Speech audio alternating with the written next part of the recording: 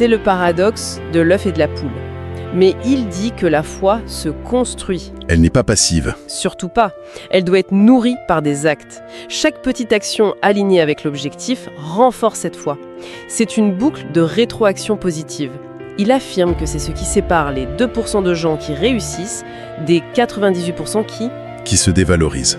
qui abandonnent. Oui, ces derniers attendent d'avoir des preuves extérieures pour croire en eux. Alors que les premiers, eux, créent leurs propres preuves par leurs actions, même minuscules, pour bâtir leurs convictions. D'accord.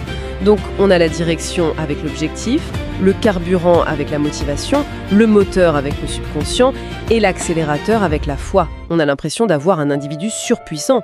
Mais il semble dire que ça ne suffit pas. Non, ça ne suffit pas. Il ajoute un élément collectif, son fameux mastermind, l'alliance des esprits. C'est le démultiplicateur de puissance, le mastermind. C'est l'idée que lorsque deux esprits ou plus s'allient dans un but commun et en parfaite harmonie, Il insiste beaucoup là-dessus. il se crée une troisième force.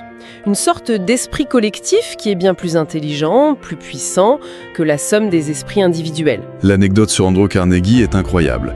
Il lui avoue ne rien connaître à la technique de fabrication de l'acier. Rien du tout. Son seul talent, disait-il, était de savoir choisir et de maintenir en harmonie une vingtaine d'experts. Eux, ils savaient tout. Carnegie n'était pas l'expert, il était le chef d'orchestre de l'intelligence collective. Il utilise un langage très imagé pour son époque. Il parle de vibrations de pensée qui s'élèvent.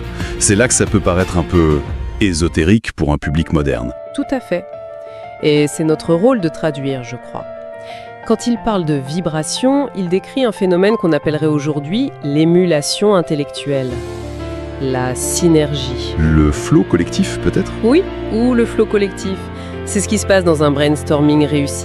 Chaque membre est stimulé par les idées des autres et le niveau général de créativité monte en flèche. C'est l'idée que 1 + 1 = 3. Il a juste utilisé le vocabulaire de son temps pour décrire un phénomène qui est bien réel. Mais il insiste énormément sur une condition intacte, la parfaite harmonie. C'est fascinant, mais est-ce que ce n'est pas un peu utopique? On sait que certains des duos les plus innovants de l'histoire, je pense à Steve Jobs et Steve Wozniak, étaient souvent en conflit. Il faut nuancer ce qu'il entend par harmonie. Pour lui, ce n'est pas une absence de débat, surtout pas. Ah d'accord. Il s'agit d'une harmonie sur l'objectif final. Le respect mutuel et l'alignement sur la vision sont les clés. Les débats peuvent être vifs, mais tant qu'ils servent l'objectif commun, l'harmonie fondamentale est préservée. C'est quand ça devient personnel que ça casse. Voilà, si l'ego prend le dessus sur la mission, alors l'alliance se brise et le mastermind cesse d'exister.